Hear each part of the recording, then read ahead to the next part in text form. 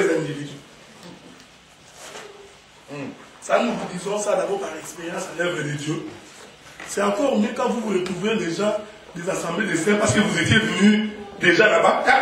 Non, sors-toi seul au milieu des païens. Commence comme tu commences. Voulez-vous que je vous parle? Il faut avoir aussi la sagesse quand on agit. Maintenant, on comprend que quand Abraham intercédait, il n'intercédait pas tout le monde. C'était pour l'autre. C'est pourquoi les Écritures nous disent qu'on a saisi l'autre et ses enfants par la main. Moi, je vous livre. Moi, je crois que, comme j'ai toujours dit, certainement que Dieu n'est pas un Français. Parce qu'il écrit très mal le français.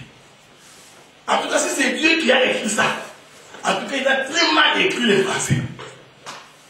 Les Écritures disent que les anges vont saisir Lot et ses enfants par la main. J'étais en train de réfléchir, cette main-là, c'était quelle main qui a tenu Lot, les anges, la femme, tout, par une main pour le faire sortir. C'est ici, Éphésiens chapitre 4. On comprend maintenant que la main de l'ange, ce sont les ministres. Parce que Éphésiens chapitre 4, à partir du verset 11, la Bible nous dit que Dieu a établi les 5 ministères en vue du perfectionnement des saints afin de l'œuvre de l'édifice. C'est pourquoi vous remarquerez aussi que dans les jardins d'Éden, quand arriva la création de l'homme, la Bible dit que la main de l'Éternel a travaillé. Là, tu vas commencer à chercher la main comme ça, avec 5 doigts. Tu vas te perdre très bien.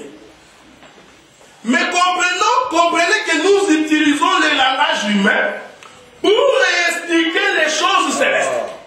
Vous allez remarquer qu'en ces jours-là aussi, quand l'Éternel Dieu d'ici va faire sortir Lot, que nous avons dit dans les types de l'Église, on va le pousser avec les membres par la main. C'est pourquoi nous disons, c'est les ministères, les 5 ministères qui poussent l'homme pour rencontrer le Seigneur. C'est pourquoi la Bible dit que jusqu'à ce que vous atteigniez la stature parfaite de Christ, on façonne. C'est pourquoi on poussa Lot. Lot n'est pas ton péché. Comme on te prêche là, l'autre, il faut te séparer des justes. Non, non. Le livre de Pierre nous dit que les justes, Lot. J'aime ça. Parmi les gens qui ont été épargnés à Sodome et Gomorrhe, les justes, Lot. Maintenant, l'autre va sortir. Attention. Ah, je ne suis pas pressé. Je crois que je finirai pas aujourd'hui. Encore moins une image prochaine. L'autre, quand il sort, il va sortir avec ses 2 filles et sa femme. Parce qu'ici, on va expliquer pourquoi la femme de l'autre est devenue un bloc de sel.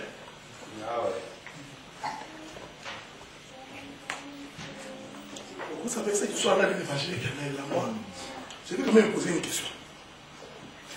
Ça, je mets la préparation, je crois que ça, c'est moi qui dis.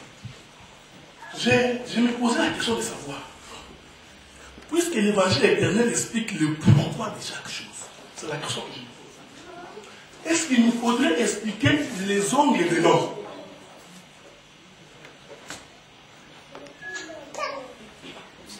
J'ai dit que je pose une question. Hein, frère Christian, je suis en train de poser une question. Nous clamons, Pasteur Charles, nous posons la question. Nous clamons tous ici. Quel est l'évangile éternel? C'est le pourquoi de chaque chose. La question que moi je me pose aujourd'hui, les choses là, c'est quoi? Qu'est-ce que Dieu a caché dans l'homme? Est-ce qu'il faudrait expliquer les sourcils de l'homme ici? Là, je crois que là, c'est... Là, je crois que moi, ça c'est moi. Moi, je crois que là, c'est... On commence à sortir. Ça, c'est mon point de vue. Bon, maintenant, on va couvrir maintenant l'intestin de l'homme. Tu es entré à l'intérieur, les pancréas. Non. Moi, j'ai... Là, en tout cas, là, ça c'est moi d'abord. On peut faire des débats entre les ministres. Parce que les gens veulent trop faire d'extraordinaire. Ça, c'est mon point de vue. Oh non, bien aimé, il faut expliquer la propriété, le pourquoi. Là, moi, je commence à dire. Ça, c'est moi. Voici l'explication que moi j'ai. Moi, je crois que le pourquoi que nous expliquons, c'est le pourquoi des Écritures. Là où l'Écriture dit, et là tu nous dis pourquoi. Si tu me trouves le verset où Dieu parle de la paupière, là nous pouvons expliquer. Mais quand Dieu n'a pas dit, oh bien aimé dans le Seigneur, c'est de la folie. Vous impressionnez qui? C'est aller au-delà de ce qui est. Si nous voyons Dieu lui-même, il parle d'abord, tu vois la paupière, là maintenant nous disons, il faut qu'on vérifie le pourquoi des paupières. On a les cheveux de l'homme, nous qui avons la calvitie. La calvitie du prophète, on va expliquer. Est-ce que vous comprenez? Non, bien, moi je crois que là, ça c'est moi, je ne vais pas dire que c'est, mais en tout cas, dans cette petite expérience, dans les choses de Dieu avec l'Esprit, je crois que ce sont des impressions. Ce que nous expliquons, c'est ce qui est écrit. Le pourquoi de l'Écriture. Quand il y a l'Écriture, nous allons expliquer pourquoi. Tout en disant que nous n'avons pas la révélation de toute la parole. Là, on est limité. Je dirais, non, frère, là, je suis libre. Le frère Christian m'a posé la question si j'ai fait un peu du maquillage. Parce qu'il m'a vu avec ça là. Il a cru que je m'étais... Tu vois, ça coupable. Il m'a pris pour Werason. Il dit, oh, on aime bien ça. Il me dit, mais bien aimé, toi tu es devenu comme Wera. J'ai encore fait quoi? J'ai dit non, quand j'étais enfant, 2 ans, mon père m'avait envoyé acheter une bouteille de prémisse. On habitait Limité. Mon père était commandant de la ville, on habitait en haut. Les gens qui connaissent la 13e rue Limité, la maison de police, on habitait là-dessus, et puis il m'a envoyé acheter la bière en bas. 2 ans. Parce qu'il y avait des gardes, je suis descendu. Maintenant, quand j'ai monté les escaliers, j'ai glissé. La bouteille s'est cassée, et puis moi. Donc, quand tu regardes derrière, apparemment, ma femme me dit que ça fait beau. Donc, je ne m'étais pas maquillé. J'ai voulu préciser ça. Écoutez, mesdames et messieurs. C'est pourquoi nous sommes en train de dire que le pourquoi de chaque chose, c'est le pourquoi des Écritures.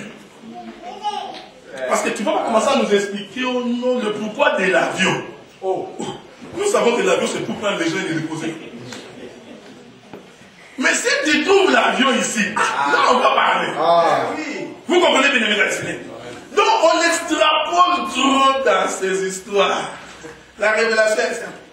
Maintenant écoutez bien.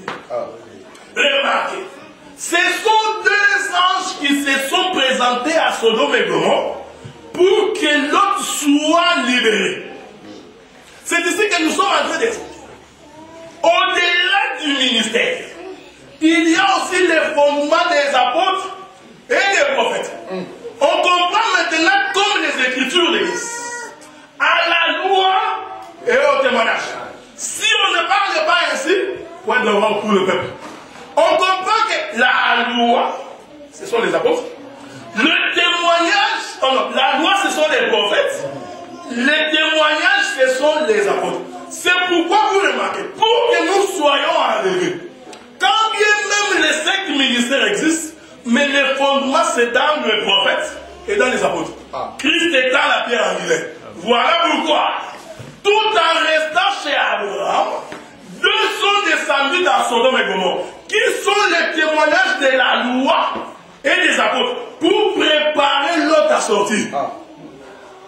Est-ce que Dieu avait besoin des 2 âges pour sortir l'autre? Non. Mais quand il envoie, il sait pourquoi. Donc, quand tu vois déjà un prédicateur, il commence par dire, l'autre, c'est ton péché. Il dit, frère, non. L'autre, c'est mon bien-aimé. Tu n'as pas compris l'écriture. Maintenant, l'autre va sortir. La Bible dit que pendant qu'il partait, la femme de l'autre va se retourner.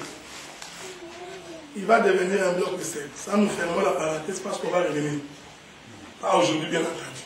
Comme ça va vous donner des désirs. C'est quoi ce bloc de sel? Quand l'évangile c'est comme ça. On laisse pour que dimanche prochain vous veniez. Comme ça, vous disiez aussi aux autres de venir. Vous savez bien, mais le dimanche prochain à 15h30, moi je commence à prêcher. Parce que vous verrez ça, 16h30, il y a des fortes chances que tout le monde a déjà fini de prêcher. On va danser. En tout cas, 15h30, on commence. Bah écoutez maintenant, ils sont sortis. C'est ça les types. En sortant, ça démontre l'enlèvement. Mais l'ombre est en train de changer au même moment. Au même moment, la femme devient débloquée. Ce n'est pas ce qui m'intéresse pour aujourd'hui. Ils sont sortis, ils sont allés dans une grotte, dans la montagne. Quand ils sont arrivés là-bas, la fille aînée s'est dite. Dit, il n'y a pas d'homme dans le barrage. Faisons boire du vin à notre mère. Donc la fille a compris que pour que le père puisse aller avec moi, il doit d'abord boire le vin. Ah, bien aimé dans le Seigneur, si tu peux acheter un Johnny Walker, tu peux boire. Et aller avec ta fille. Là, tu vas dire, tu vois. Achète véritablement la vodka. Johnny Walker. C'est pas de ça que nous parlons. Le père il va s'enivrer. Et puis il va aller avec la fille. Écoutez. Vous savez quoi, j'étais un grand viveur. Mais je crois que même quand je buvais complètement, je peux m'oublier jusqu'à ce point-là. L'autre vraiment avait oublié qu'il est allé avec sa fille. Bon, supposons parce qu'il y a de véritables viveurs qui peuvent oublier. Supposons que l'autre n'a pas su. Maintenant, quand la grossesse de ses enfants poussait, puisqu'il n'y avait pas d'homme dans la conduite, l'autre, il ne s'est pas posé la question d'où viennent ces grossesses. Je suis resté l'homme ici. C'est ici que je dis, ne lisez pas la Bible comme Kalao. Bien comme le journal de métro. Je ne sais pas si ici, il y en a, mais au Canada, il y a un journal de métro. C'est un journal gratuit. On ne va pas, on distribue. Ça, tu peux lire du matin au soir, sans débat. La Bible, ce n'est pas un journal de métro. L'autre. Lui dont Pierre dit que c'est le juste. Quand il s'est réveillé, tant mieux. Parce que la fille est née allée. Il a raconté à la deuxième. La deuxième ne m'intéresse pas. Nous laissons tous les autres ministres parce qu'il y a de la matière à expliquer. Le deux, ce qui est encore étonnant, parce que là nous posons d'abord des questions, ce qui est encore étonnant, c'est le fait que nous nous posons la question. Ces deux filles-là, avaient-elles calculé le temps de l'ovulation pour aller juste au moment où qui va leur permettre de tomber enceinte? Ou c'était devenu une habitude? Mais en tout cas, la Bible ne dit pas que c'était une habitude. Vous comprenez? Il y a des questions que nous nous posons. Pourquoi? Bon, est-ce que les dates d'ovulation de ces deux filles se suivaient? Parce que la fille est allée, le lendemain, il s'est terminé, il a dit à sa soeur, toi aussi va. On peut boire le père aussi. Maintenant, de la première relation, un fils va naître, on va lui donner le nom de Moab. Bon, que nous dit les Écritures à propos des Moabites? Les livres de Deutéronome, chapitre 23, je crois.